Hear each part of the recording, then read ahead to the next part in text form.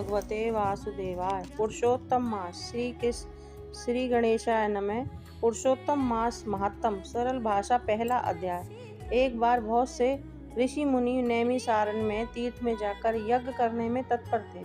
उसी समय श्री सूत जी तीर्थ यात्रा के निर्मित भ्रमण करते हुए अपने शिष्यों सहित वहां पर आए। मुनियों को देखकर नमस्कार कर आनंद में मगन हो गए।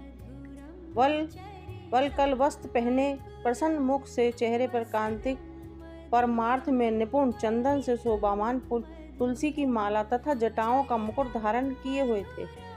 महाशरणम इस अद्भुत मंत्र को जपते हुए सूत जी को देखकर नैमिषारण्य के महर्षि लोग उठकर खड़े हो गए। मुनियों ने हाथ जोड़कर कहा कि हे सूत जी, हम सब लोगों को भगवान की अद्भुत कथाओं को सुनने की इच्छा है। तब सूत जी ने प्रसन्नता से सब ऋषियों के आगे हाथ जोड़कर नमस्कार किया। ऋषि कहने लगे, हे सूत जी, हमने आपके लिए सुंदर आसन बनवाया है, आप इस पर बैठिए।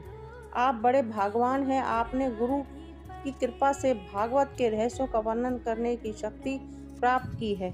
इस संसार सागर में हजारों बातें सुनने योग्य हैं, परंतु उनमें से जो भी सार वस्तु हो, संसार सागर में डूबते हुए को पार करने के लिए है। जो शुभ श्रेष्ठ तथा आपके विचार में हो वही बताइए। शौनकादि ऋषियों के पूछे जाने पर श्री सूत जी कहने लगे, हे विप्रो, मेरे वचनों को सुनो।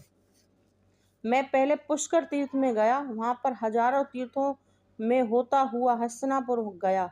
वहां राजा परीक्षित ने अपने राज्य को छोड़कर अनेक महा पुण्यवान ऋषियों के साथ गंगा किनारे जा रहे थे। उनमें अनेक सिद्ध योगी महासिद्ध मुनि थे। मैं वहां पर उस समाज को पूछ ही रहा था तो श्री कृष्ण भगवान के चरण कमल में मन लगाए महामुनि व्यास जी के पुत्र सुखदेव जी वहां पधारे, जिनकी 8 वर्ष की आयु, शंकर के समान कंठ, ऊंचे और चिकने केशों से घिरा हुआ मुख, दृढ़ कंधे, चमकती हुई क्रांति और अवधूत वेश महास्वरूप थे।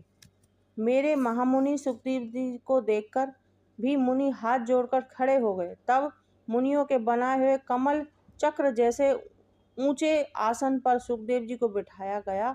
उस आसन पर बैठे हुए ज्ञान समुद्र के चंद्रमा सुखदेव जी ऋषियों की पूजा को ग्रहण कर ऐसे शोभावान हुए जैसे कि तारागण में चंद्रमा शोभावान होता है।